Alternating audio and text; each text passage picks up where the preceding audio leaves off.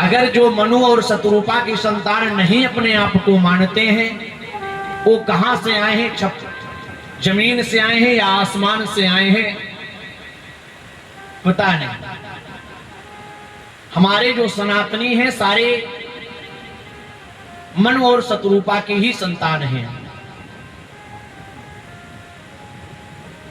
मनु और शत्रुपा से आकुति, देवहूति और प्रसूति 3 पुत्रियां और 2 पुत्र हुए, प्रियव्रत और उत्तानपाद।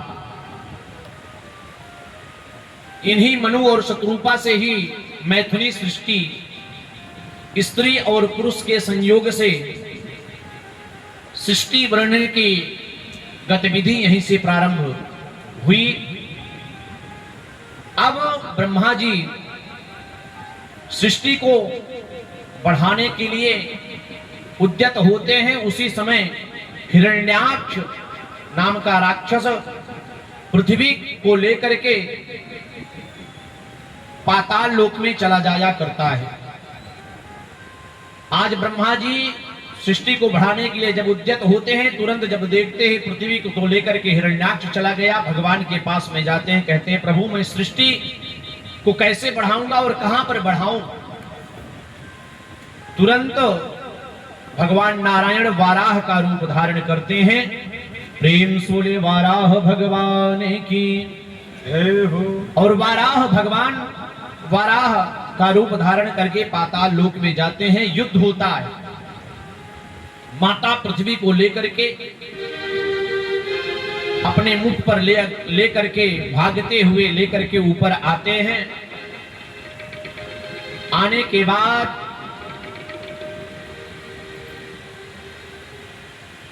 ऊपर जब लेकर के आते हैं, दोनों हिरण्याक्ष में और वाराह भगवान में खूब युद्ध हुआ करता है। युद्ध में वाराह भगवान हिरण्याक्ष को मार देते हैं। माता पृथ्वी का उद्धार करके ब्रह्मा जी को कहते हैं कि आप सृष्टि का अब विस्तार करो। फिर आगे महामुनि कश्यप जी की जो पत्नियां हैं, दिति, अदिति, दनु, काष्ठा, सुरसा आदि अनेक पत्नियां हैं। इसमें से सुखदेव महाराज ने पूछा ये हिरण्याक्ष कौन था? सुखदेव जी ने बताया परीक्षित को कि हिरण्याक्ष कौन था। एक बार की बात है, भगवान महर्षि कश्यप की 10 पत्नियों में से दिति और अदिति नाम की जो पत्नियां थे, दिति राक्षसों की माताएं थी और देवताओं की माता का नाम अदिति है। दिति गोधूली काल में, सायंकालीन के समय, सूर्यास्त के समय काम वासना से पीड़ित थी। ऋषि कश्यप के पास में आती है और काम वासना से पीड़ित होने के कारण काम वासना में लिप्त होना चाहती है। बार बार कश्यप ऋषि के मना करने के बाद भी वह अपने आप को नहीं संभाल पाती है और वह मैथिली कार्य में लिप्त हो जाया करती है। सायंकालीन गोधूली बेला के समय 4 काम नहीं करना चाहिए। आहार, मैथुनम, निद्राम, स्वाध्याय च विशेषतः। आहार भोजन नहीं करना चाहिए, मैथुन क्रिया नहीं करना चाहिए और निद्रा नहीं लेना चाहिए, स्वाध्याय नहीं करना चाहिए सायंकालीन के समय। आज जब दिति मैथुन क्रिया से निवृत्त हुई तो वह गर्भवती हो गई। उसी से उसके गर्भ में 2 पुत्र आ जाते हैं, जिसमें से हिरण्याक्ष और हिरण्यकशिपु नामक 2 दैत्य गर्भ में आ जाते हैं। कश्यप ऋषि ने बताया कि आपके गर्भ में 2 राक्षस पल रहे हैं। दिति उन्हें जन्म ही नहीं देती है और 12 वर्षों तक अपने गर्भ में रखती है। आज उसी हिरण्याक्ष वही हिरण्याक्ष है। अति बलशाली हो जाने के कारण तपस्या में ब्रह्मा जी के कारण हिरण्याक्ष और हिरण्यकशिपु दोनों अति साधना के कारण अति बलिष्ठ हो गए थे, जिसके कारण से पृथ्वी को ले जाकर के पाताल लोक में चले गए थे, जिसका उद्धार आज वाराह रूप में वाराह भगवान ने किया। आगे चल करके इन्हीं मनु शतरूपा की 3 बेटियों का वंश में पहले जो सुनाया गया, तीनों बेटियों में जो मझली बेटी थी देवहूति, उसका विवाह कर्दम ऋषि के साथ में हुआ। कर्दम ऋषि अति तपस्वी थे। उन्होंने कहा कि मैं शादी नहीं करूंगा, पहले मना कर रहे थे, लेकिन सबके बार बार कहने के बाद विवाह कर लेते हैं। कहते हैं ठीक है मैं विवाह कर ले रहा हूं, लेकिन एक संतान जब हो जाएगी मैं इसके बाद तपस्या करने के लिए निकल जाऊंगा। विवाह हो जाने के बाद देवहूति के साथ में जब कर्दम ऋषि का विवाह हो गया, एक कन्या का जन्म हुआ। कर्दम ऋषि ने कहा कि मैं अब तपस्या करने के लिए जा रहा हूं। तुरंत देवहूति खड़ी हो गई और निवेदन करने लगी कि आपने कहा था कि एक संतान हो जाने के बाद, और मुझे यह कन्या है, पुत्र रत्न की प्राप्ति, इसकी शादी करने के बाद यह अपने घर में चली जाएगी, लेकिन फिर मैं किसके सहारे रहूंगी। उनके बार बार कहने के बाद, देवहूति के बार बार कहने के बाद कर्दम ऋषि आज फिर रुक जाते हैं। देखते देखते उन्हें 9 कन्या हो जाती हैं। जब 9 कन्या हो गई, फिर कर्दम ऋषि जी ने कहा कि मुझे अब तो जाने दो तपस्या करने के लिए। लेकिन देवहूति ने कहा कि मुझे पुत्र तो हुआ ही नहीं। सायंकालीन संध्या के समय कर्दम ऋषि जब ध्यान लगाते हैं, उस चिंतन में ले आते हैं, उन्हें तुरंत ध्यान में आया कि भगवान श्रीमन्नारायण ने मेरे पुत्र रूप में होने का मुझे वरदान दिया है और भगवान हमारे यहाँ पुत्र बनकर के आएंगे। इसलिए फिर रुक जाते हैं और भगवान कपिल के रूप में आज देवहूति के गर्भ से जन्म लेते हैं। प्रेम से बोलिए कपिल भगवान की जय हो।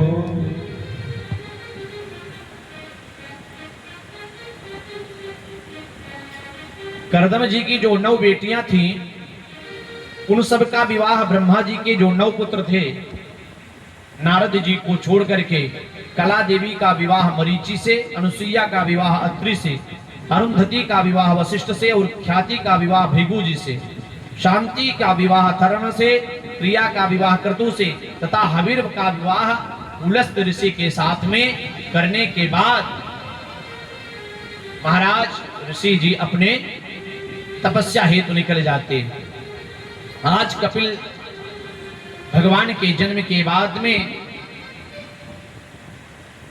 मां यह जानती हैं कि कपिल कोई साधारण मनुष्य नहीं, यह भगवान नारायण ही है। उनसे प्रार्थना करती हैं, कहती हैं कि बेटा निर्विण्णा नितरां भूमन् न संदिन्द्रिय तर्षणात् येन सद्भाव्यमानेन प्रपन्नांधं तम प्रभो। हे प्रभु,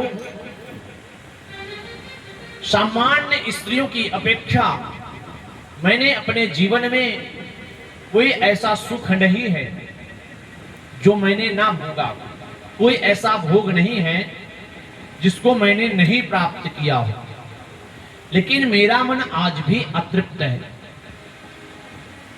मुझे अब क्या करना चाहिए? कपिल भगवान ने कहा कि एक ही वह ब्रह्म पूर्ण है, जिसको प्राप्त करने के बाद किसी का भी मन अतृप्त नहीं रहता। पूर्णमदः पूर्णमिदं पूर्णात् पूर्णमुदच्यते पूर्णस्य पूर्णमादाय पूर्णमेवावशिष्यते। वह ब्रह्म एक है जो पूर्ण है, उसके बाद कोई भी व्यक्ति अपूर्ण नहीं रह सकता। तो उसको कैसे प्राप्त किया जाए? मां देवहूति कपिल भगवान से पूछती हैं।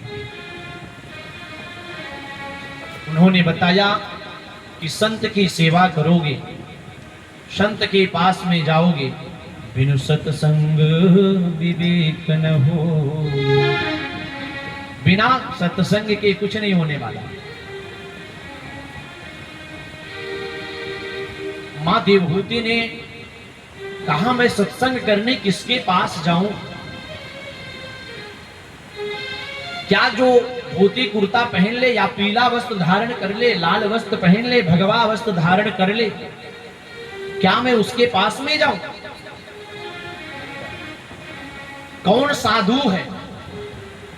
साधु के विषय में मां ने पूछ लिया। आज तुरंत कपिल भगवान ने बताया, तितिक्षवाः कारुणिकाः सुहृदा सर्वदेहिना अजात शत्रुवा शान्ता साधवा साधुभूषणा। साधु कौन है?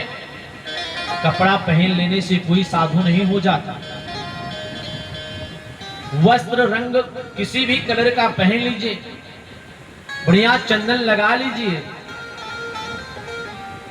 धोती कपड़ा कुर्ता को बढ़िया से सिलवा करके पहन लीजिए, तो आप संत नहीं है, आप साधु नहीं है।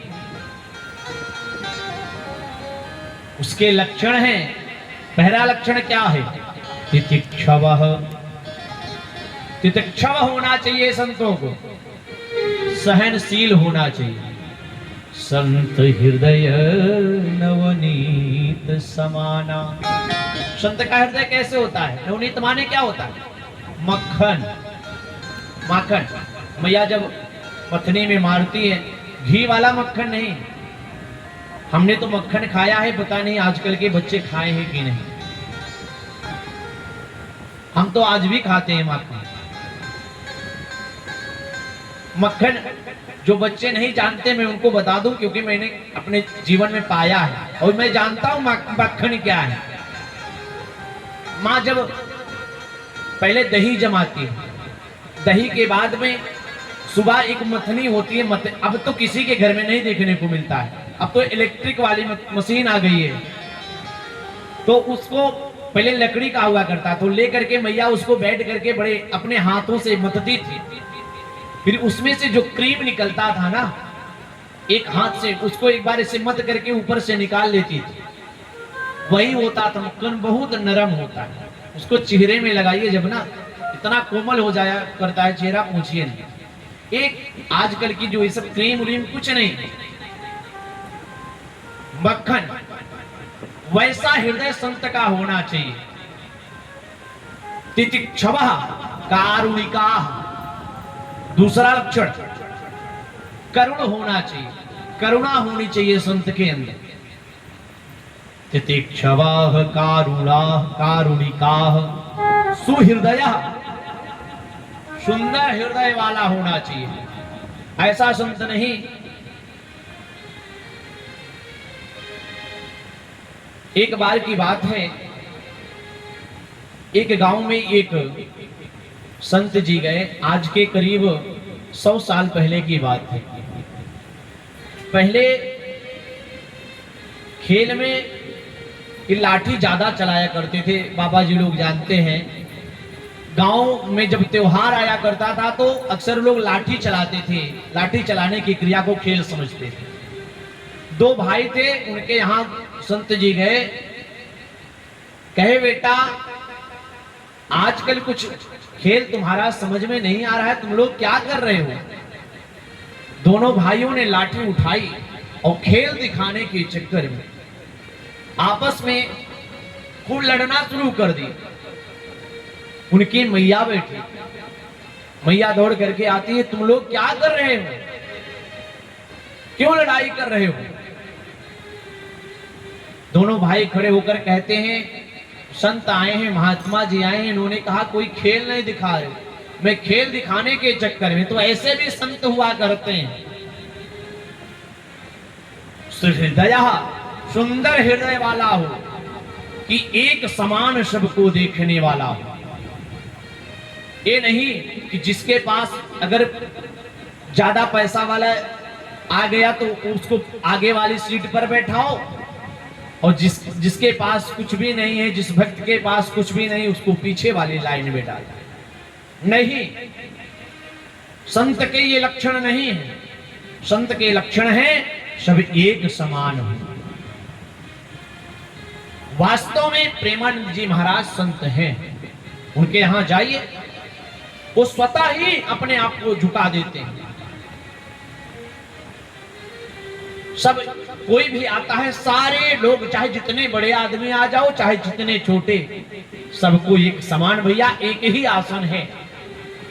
ये संत के लक्षण है। सर्वदेही नाम अजात शत्रवाह शांता साधुवः साधु भूषणा।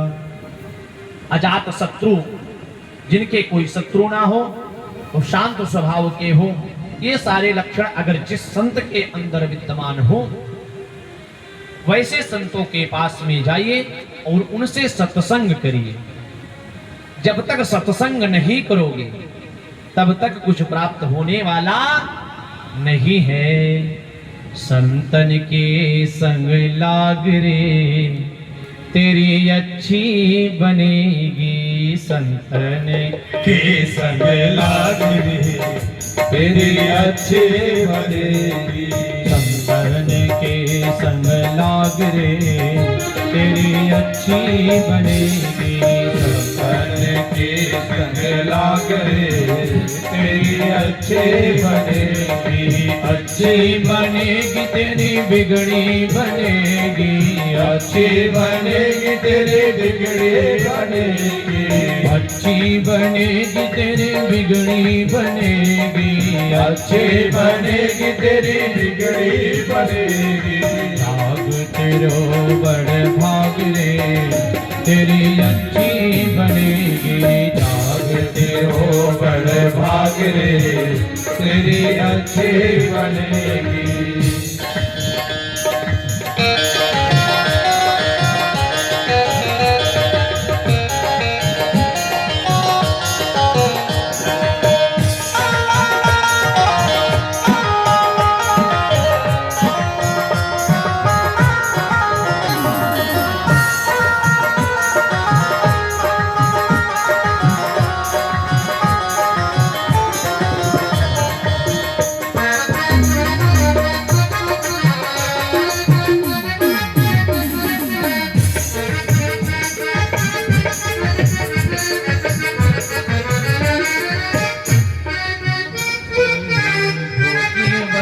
प्रहलाद की बन गई, बन गई प्रहलाद की बन गई, ध्रुव जी की बन गई प्रहलाद की बन गई, ध्रुव जी की बन गई प्रहलाद की बन गई। हर सुमिरन में जाग रे तेरी अच्छी बनेगी, हर सुमिरन में जाग रे तेरी अच्छी बनेगी, संग लाग रे तेरी अच्छी बनेगी, संतन के संग लाग रे तेरी अच्छी बनेगी।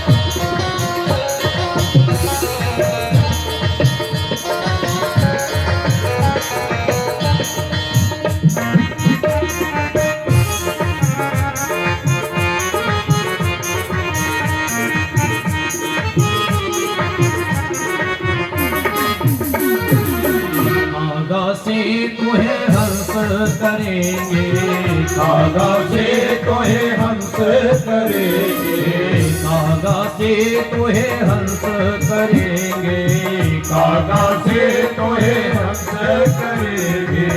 मिट जाए उरे दाग रे तेरी अच्छी बनेगी, मिट जाए उरे दाग रे तेरी अच्छी बनेगी, अच्छी बनेगी तेरी बिगड़ी बनेगी, अच्छी बनेगी तेरी बिगड़ी बनेगी।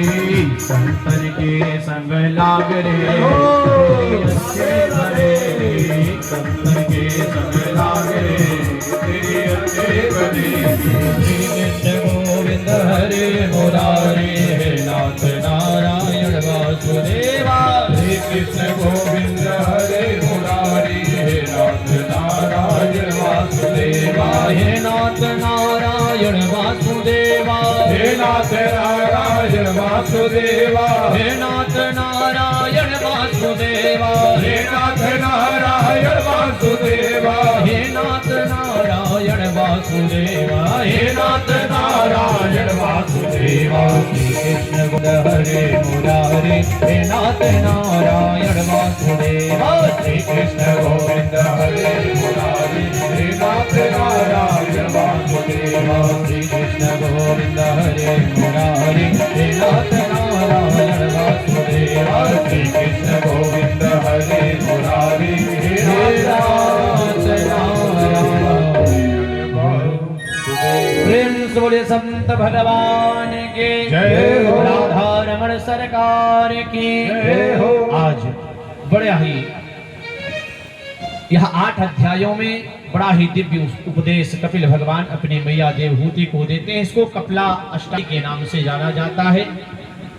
माँ आज अपने पुत्र कपिल भगवान के बताए हुए मार्ग पर चलकर सत्संग के माध्यम से भजन करते हुए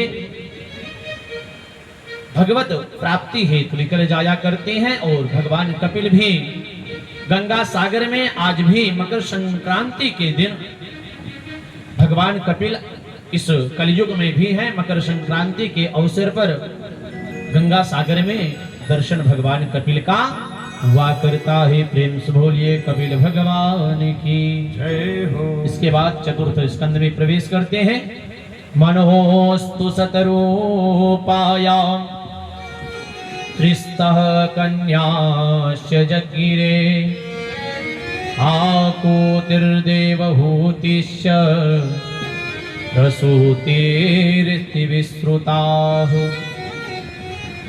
मनु और शतरूपा के जो तीसरी कन्या है, 3 कन्याएं हैं, उनमें आकुति का विवाह रुचक प्रजापति के साथ में हुआ था। पुत्रिका धर्म से इनके घर साक्षात भगवान यज्ञ नारायण प्रकट हुए थे। यज्ञ नारायण भगवान की पत्नी का नाम दक्षिणा था।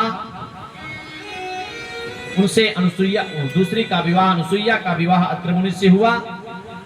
फिर आगे चल करके ब्रह्मा जी के अंश से चंद्रमा का, भगवान शिव जी के अंश से दुर्वासा मुनि और भगवान नारायण के अंश से अनुसुईया माँ के गर्भ से भगवान साक्षात दत्तात्रेय का अवतार होता है। प्रेम से बोलिए दत्तात्रेय महाराज की जय हो। इसके बाद मनु महाराज की जो सबसे छोटी बेटी है प्रसूति देवी का विवाह दक्ष प्रजापति के साथ में होता है। दक्ष प्रजापति जिनके 16 बेटियां होती हैं, जिसमें 13 कन्याएं धर्म के साथ में विवाह कर दिया जाता है। और उनमें से धर्म नाम की जो मूर्ति हैं, धर्म की पत्नी मूर्ति, इसके बाद भगवान नर नारायण ऋषभ रूप में प्रकट हुए, जिससे आज बद्रिका आश्रम में भी उनका दर्शन हुआ करता है। दक्ष की एक बेटी का नाम महारानी सती, जिनका विवाह भगवान भोलेनाथ के साथ में हुआ, लेकिन उनसे कोई संतानोत्पत्ति नहीं हुई। जब सुखदेव महाराज ने कहा कि उनसे कोई संतानोत्पत्ति नहीं हुई, तुरंत परीक्षित ने पूछ लिया कि क्यों नहीं हुई, क्योंकि एक बार दक्ष ने भगवान भोलेनाथ का अपमान कर दिया था।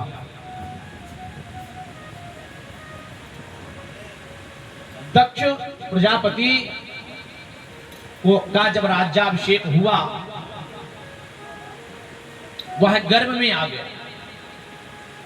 गोस्वामी तुलसीदास जी ने रामचरितमानस में लिखा, बड़े अधिकार दक्ष जब पावा, बड़े अधिकार दक्ष जब पावा, बड़े अधिकार दक्ष जब पावा, बड़े अधिकार दक्ष जब पावा, अति अभिमान हृदय सब अति अभिमान हृदय जब आवा, अभिमान हृदय तब अति अभिमान हृदय जब आवा, नहीं बस जगमा जगमाही, नहीं बस माही, प्रभुता पाई जाई मदनाही, प्रभुता पाई जाई मदना। दक्ष प्रजापति को जब पितामह ब्रह्मा ने प्रजापति घोषित कर दिया, उस समय उसे बड़ा ही गर्व हो गया। गर्व हो ही जाया करता है, कोई इस धराधाम पर ऐसा नहीं है। मैं नहीं कह रहा हूं, रामचरितमानस कह रहा है, स्वामी गोस्वामी तुलसीदास जी महाराज ने लिखा। किसी को भी अगर छोटा सा भी पद मिल जाया करता है तो उसे अपने पद का अभिमान हो जाया करता है, लेकिन उसको यह पता नहीं होता है कि यह पद जो मुझे मिला है किसकी कृपा से मिला है। भजन बहुत सारे हैं। किसी ने कहा, परिश्रम करे कोई कितना भी, लेकिन कृपा के बिना काम बनता नहीं है। निराशा निशा नष्ट होती न तब तक, कृपा भानु जब तक बरसता नहीं है। कृपा की वर्षा जब तक होती नहीं है, चाहे जितनी तैयारी कर लो कुछ भी नहीं हो सकता। आज दक्ष को जब प्रजापति घोषित हो गया, दक्ष प्रजापति बन गया, यह पद है, श्रेष्ठ पद है। जब बन गया वह अभिमान में हो गया। प्रजापति बनने के बाद एक उत्सव के रूप में, सामूहिक रूप से एक उत्सव मनाया गया उत्साह के साथ में। वहां पर ब्रह्मा जी तो भाई पिताजी ही हैं, विष्णु जी भी थे, भगवान भोलेनाथ भी विराजमान थे। दक्ष प्रजापति जब अपने आवास से आया, मंच पर पहुंचा, वहां पहुंचते ही तुरंत अपशब्द बोलने लगा। श्रूयताम ब्रह्मर्षयो में सहदेवा सहाग्नयः, साधूनां ब्रुवतो वृत्तं नाज्ञानात्र चमत्सरात्। सुनो, दक्ष प्रजापति जब आता है, सारे जो भी और देवता होते हैं सारे लोग खड़े हो जाते हैं। दक्ष प्रजापति बोलता है, इन सबकी सभा में मूर्ख जैसे व्यक्तियों का आवागमन कैसे हो गया। बहुत नाना प्रकार की गालियां देने लगा, शब्द बकने लगा। सब एक दूसरे का मुख देखने लगे कि किसको यह मूर्ख बोल रहा है? जितने देवता थे एक दूसरे का जब मुख देखने लगे, दक्ष ने फिर बोला, क्यों एक दूसरे का मुख देखते हो? तुम्हें पता नहीं यह जो शंकर है इसको यह भी पता नहीं कि जब अपने से श्रेष्ठ कहीं पर आया करते हैं या आपके सामने आते हैं तो खड़े भी हो जाना चाहिए। कितना भी ज्ञान इसको नहीं। इतने में नंदी बाबा वहां पर खड़े थे। खूब विवाद छिड़ गया, एक दूसरे को श्राप तक देना शुरू हो गए, श्राप देने लगे। भगवान भोलेनाथ शांति से बैठे हैं, कुछ बोल नहीं रहे हैं, केवल सुन रहे हैं। एक दूसरे को उनके गण भी बोलना शुरू कर दिए, दूसरों को स्थापित दे रहे हैं, कहें जाओ तुम बिना दंत के हो जाओ, किसी ने कहा तुम बिना आंख के हो जाओ। एक दूसरे को श्राप देना शुरू कर दिए। भगवान शंकर ने देखा यह उत्सव का अवसर है, यहां पर लड़ाई झगड़ा करने की आवश्यकता नहीं, अपने गणों को इशारा करते हैं बैठा दे। बार बार नंदी बाबा कहते हैं कि प्रभु आप एक बार बस कह दो, सब बदला एक बार में ही निकाल दूंगा। भोलेनाथ ने कहा बैठो, समय का इंतजार करो, सब ठीक है, सब अच्छा है, आज उसका समय है, मत बोलो। अच्छा समझिए, ब्रह्मा जी थे, उनके पिताजी ही भगवान नारायण थे, बाबा थे। भगवान भोलेनाथ दक्ष प्रजापति के दामाद भगवान भोलेनाथ। और इस तरीके की जब बातें हो गई, भगवान भोलेनाथ वहां से उठ करके चले आते हैं कैलाश पर्वत पर। मां सती से कुछ नहीं बताया उन्होंने। समय बीता, एक दिन दक्ष प्रजापति एक यज्ञ करवाते हैं। उस यज्ञ में भगवान शिव को निमंत्रण नहीं देते। भगवान भोलेनाथ, मां सती कैलाश पर्वत पर विराजमान है और जो भी देवी देवता हैं, जाने के रास्ते बहुत हैं, लेकिन आज सारे देवतागण कैलाश पर्वत के ऊपर से ही अपना विमान लेकर के जा रहे हैं।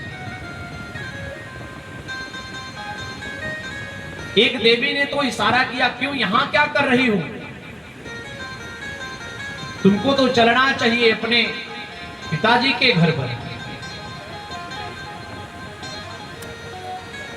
समझ गई सती जी ने पूछा कि मेरे पिताजी के यहां कुछ होता तो मुझे निमंत्रण आता, मिलता, लेकिन मुझे कुछ पता नहीं है। भगवान भोलेनाथ के चरण पकड़ लेती है, कहती है प्रभु प्रजापतेस्ते स्वसुरस्य सांप्रतम निर्यापितो यज्ञ महोत्सवः किलः। प्रजापति दक्ष जो आपके ससुर हैं, आज मां सती ये नहीं कहने कि मेरे पिताजी के हैं, कह रहे हैं प्रजापतिस्ते ससुरस्य सांप्रतम, जो आपके ससुर हैं दक्ष प्रजापति, उन्होंने वह एक यज्ञ करा रहे हैं, क्या प्रभु जी आप वहां पर नहीं चलेंगे? भगवान भोलेनाथ ने कहा मुझे तो पता नहीं, ऐसी कोई बातें होती तो निमंत्रण आता तब हम जाते, जहां पर निमंत्रण ना आए वहां पर नहीं जाना चाहिए। आज लेकिन एक बात और समझ जाइए, जरूरी नहीं है, कुछ स्थान हैं जहां पर नहीं जाना चाहिए। अब मेरी आवाज बहुत दूर तक जा रही होगी, कुछ भक्त ऐसे भी सुन रहे होंगे कि कथा का निमंत्रण तो मेरे पास आया ही नहीं, तो कथा का निमंत्रण नहीं दिया जाता, सत्संग करने का निमंत्रण नहीं दिया जाता। आपकी इच्छा है, आप भगवान को प्राप्त करना चाहते हो, लड़ाई झगड़ा रोज करो, लेकिन जहां भजन करने की बात आए ना, जैसे यहां पर लड़ते हो सबसे आगे होकर के, वहां भी सबसे आगे होकर के लड़ो, उस भगवान को प्राप्त करने में भी सबसे आगे बढ़ो, तब है जीवन जीने का आनंद। आज बार बार कहने के बाद माता सती भगवान शंकर के चरण पकड़ी हुई कह रही, प्रभु ठीक है आप नहीं जाएंगे तो मेरे तो पिताजी का घर है, मैं अपने पिताजी के घर में जाना चाहती हूं, क्या आपका आदेश है? भगवान भोलेनाथ ने कहा कि जब निमंत्रण नहीं आया है तो मैं तो नहीं कहूंगा कि आप अपने पिताजी के घर पर जाइए।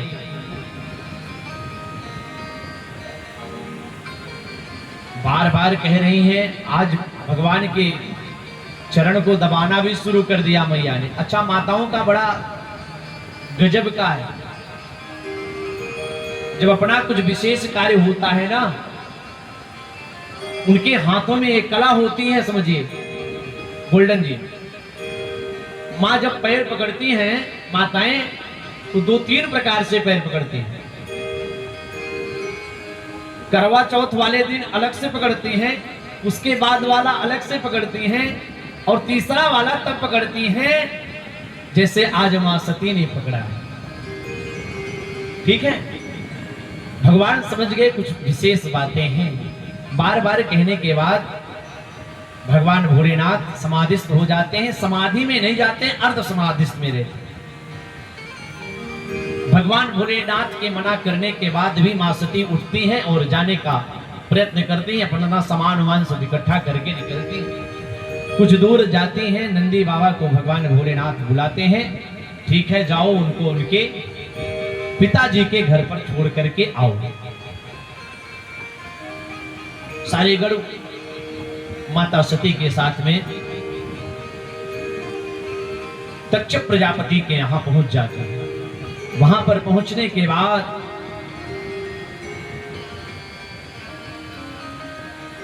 दक्ष प्रजापति यज्ञशाला में पूजन करते होते हैं।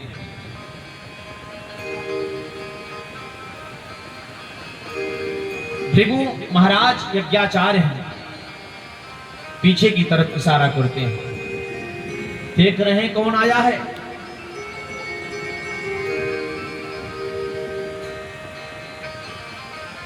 पिताजी ने नहीं बोला, दक्ष प्रजापति ने मां सती से बात नहीं किया। माता सती ने सोचा कि भगवान भोलेनाथ सच में कह रहे थे कि जहां पर निमंत्रण ना आए वहां पर नहीं जाना चाहिए।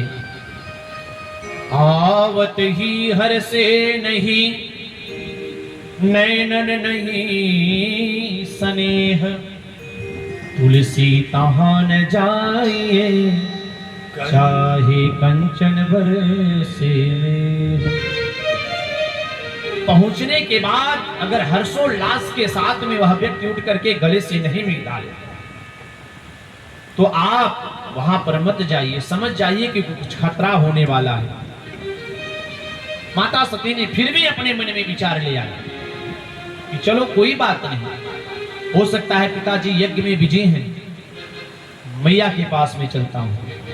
तो मैया के पास में जाते इसमें क्या होता है, सादर भल ही मिलही एक माता, सादर भले ही मिली एक माता, सादर मिलही एक माता।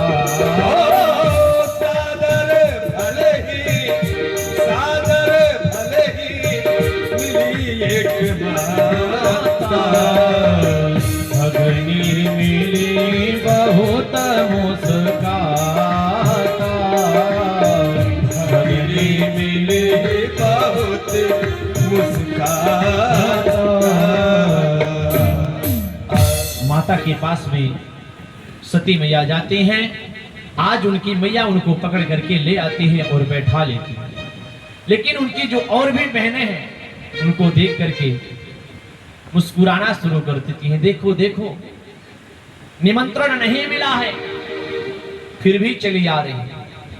एक बात बोलो, कुछ भी हो, ये जो बेटियां होती हैं ना, एक कवि ने कलम उठाई, लिखा खुशी की लहर है उदासी न समझो। क्या लिखा? खुशी की लहर है उदासी न समझो, कलियों से ताजा है बासी न समझो। कलियों से ताजा है बासी न समझो।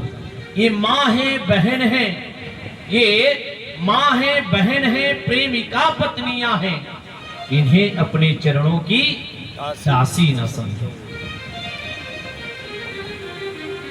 बहन बेटियां जो होती है ना, मैं समझता हूं कि पुत्र से ज्यादा अगर अपने पिता को, अपनी मां को लाड प्यार देने वाली कोई होती है तो ये बेटियां होती हैं। बेटियों जैसा प्यार देने वाला कोई नहीं है। पिताजी बाजार गए हुए आते हैं तो सबसे पहले अपने घर में या कहीं परदेश से आते हैं, अपने घर में जब पहुंचते हैं उतने ही लाड प्यारे के साथ में सबसे पहले पूछते हैं कि मेरी प्यारी बिटिया कहां है। और वह बिटिया दौड़ करके आती है, अपने पिता से लिपट जाया करती है।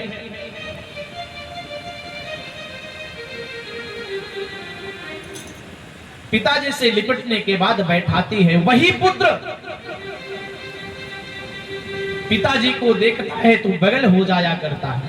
लेकिन आज भी हमारी बेटियां सबसे आगे। पिताजी को बैठाने के बाद अंदर से जाती है, जल को लेकर के आती है। पिताजी धूप बहुत है ना, आप क्यों इतना धूप में निकल गए थे? आपको धूप लग जाती है, आप धूप में मत जाया कर। जो प्रेम, जो करुणा बेटियां दे देती हैं वह पुत्र नहीं दे सकता कभी भी। इतना ही नहीं बंधु, वह बेटियां जब अपने ससुराल चले जाया करती हैं ना, दिन में 2-3 बार फोन किया करती हैं, पिताजी आपने भोजन प्रसाद पाया कि नहीं पाया, मेरी मैया कैसे हैं, मेरी भैया कैसे हैं। बेटियों से ज्यादा लाड प्यार करने वाला कोई नहीं है।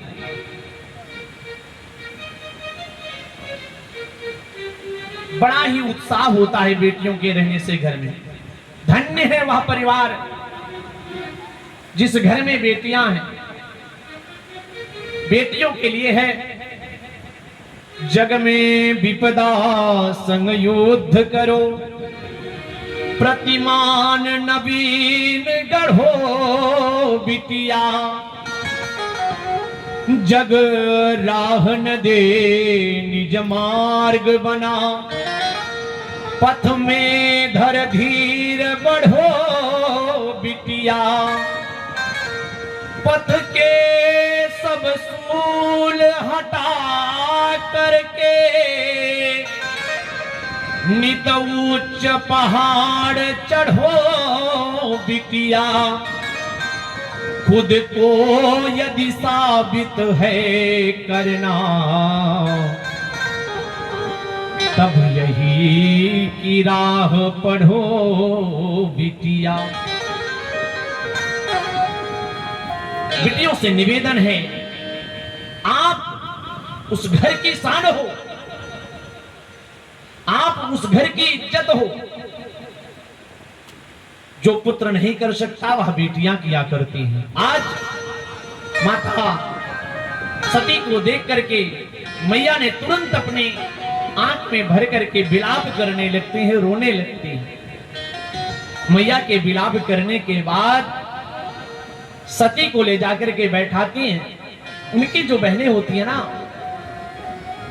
देख करके हंसती हैं कि देखो निमंत्रण नहीं मिला है फिर भी यहां पर आई हैं। अभी भी सती जी के मन में कोई क्षोभ नहीं है, कोई बात नहीं। तुरंत वहां से उठती, जलपान भी नहीं करती, जाती हैं यज्ञशाला में, चारों तरफ देखती हैं। वहां जाने के बाद जब देखती हैं तो भगवान भोलेनाथ का कोई स्थान ही नहीं था। जब भगवान भोलेनाथ का जब मैया ने देखा वहां पर कोई स्थान नहीं था, तुरंत मैया को क्रोध आ गया। मैया ने कहा, अरुद्र भागम तम वेक्ष चाध्वरं पित्रा च देवे।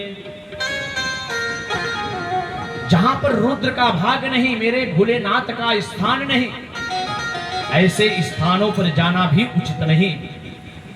वहां पर बैठना और जलपान करना तो बड़ी दूर की बात है। मैया को तुरंत क्रोध आ गया। मैया ने क्रोधाग्नि के माध्यम से अपने आप को उस यज्ञ कुंड में डाल देती हैं और यज्ञ को विध्वंस करने हेतु जब उनके गणों ने देखा, नारद जी दौड़ करके जाते हैं और बताते हैं कि भोलेनाथ सब गड़बड़ हो गया, मां सती नहीं रही। भगवान भोलेनाथ ने तुरंत अपने एक जटा को उखाड़ करके पटका। तुरंत वीरभद्र से बोले, वीरभद्र शीघ्रम गच्छ दक्षस्य यज्ञम विध्वंसम कुरु। तुरंत जाओ और दक्ष के यज्ञ को तुरंत विध्वंस कर दो। तुरंत वीरभद्र अपने समस्त गणों के साथ में आते हैं, बड़ी रफ्तार के साथ। इधर भृगु जी महाराज ने कुछ दूरी पर देखा तो ऐसा लग रहा था कि तूफान आ रहा हो, लेकिन सब लोगों ने सोचा कि ऐसा कोई बादल भी नहीं है, तूफान कैसे आएगा। फिर सबने अपने मन में विचार किया कि गोधूली काल का समय हो सकता है कि गैया जो हैं वो चर करके आ रही होंगी, गोचारण करके आ रही होंगी, उनके खुरों से उठी हुई जो धूल है वह उठ रही होगी, जिसके कारण से इतनी धूल उठ रही होगी। बार बार विचार करने के बाद करते करते कुछ ही क्षणों में वीरभद्र दौड़ करके प्रजापति दक्ष के सर को पकड़ करके तुरंत तोड़ देते हैं। भृगु मुनि के उठकर भागने लगते हैं। मणिमान नामक के गण ने तुरंत उनकी दाढ़ी को पकड़ करके उखाड़ लिया। उखा देव ने तुरंत आगे बढ़ा, आगे बढ़ते हैं, तुरंत एक मुष्टिका से मारते हैं, उनके दांत को तोड़ देते हैं।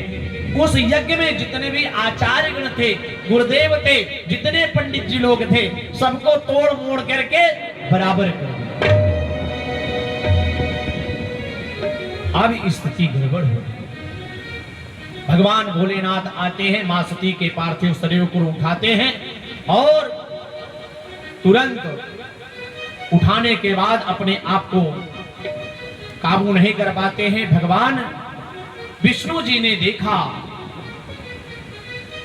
कि ये तो और गड़बड़ हो जाएगा। पृथ्वी भी हिलने लगी थी भगवान के नृत्य करने से।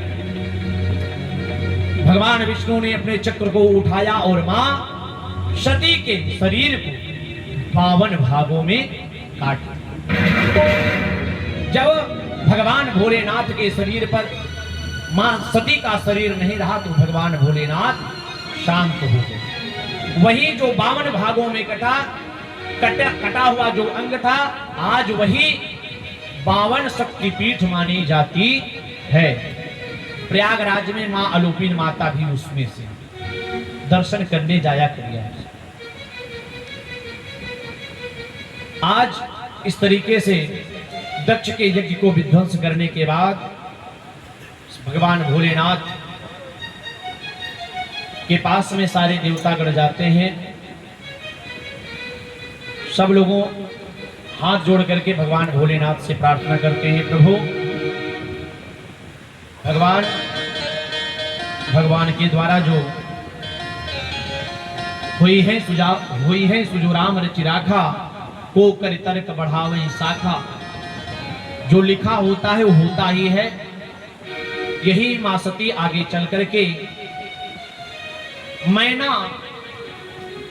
मां मैना के गर्भ से जन्म लेंगी और पार्वती के रूप में आपकी पत्नी बनेगी। अच्छा, मैना शब्द जो आया, दक्ष प्रजापति जो था, मां एक प्रश्न इसमें और बनता है, मां सती ने अपने शरीर को क्यों खत्म किया पता है? दूसरा इसमें वो है मैना, यह मैं हूं, यह मेरा है। दक्ष प्रजापति को अहन हो गई थी, अहनता थी उसको, यह मेरा है, वह मेरा है, ये सब मेरा है। उन्होंने सोचा कि मैं जहां पर ना हो, मैं ना जहां पर नहीं होगा, मैं वहीं पर जन्म लूंगी। वही मां सती जा करके मैना के गर्भ से जन्म लेती हैं, जो कि मां पार्वती के नाम से प्रसिद्ध होती है।